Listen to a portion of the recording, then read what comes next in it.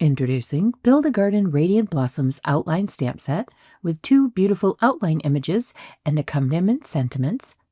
We'll have a look inside the layering guide.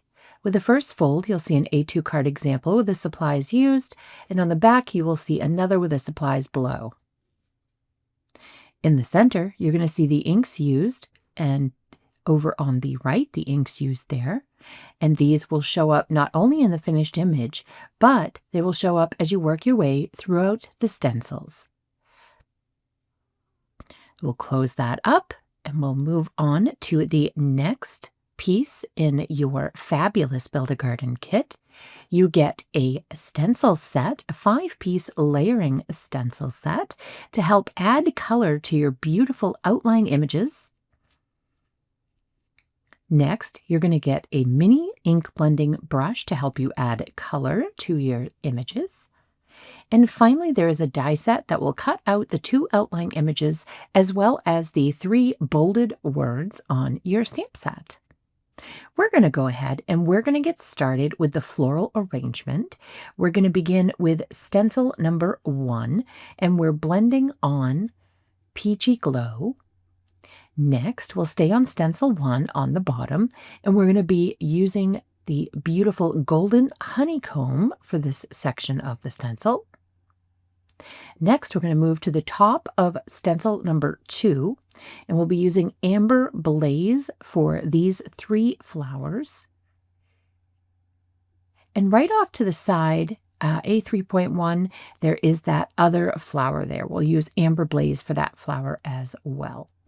We'll move to the bottom of stencil number 2, and down here we're going to be using Melted Butterscotch, and that's going to give us our final layer onto our flowers.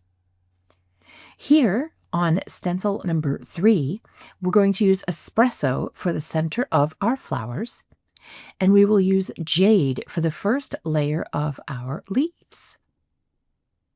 Next, at the bottom of stencil number 3, we're going to align the second stencil layer of our leaves, and we'll be using Eucalyptus for this layer.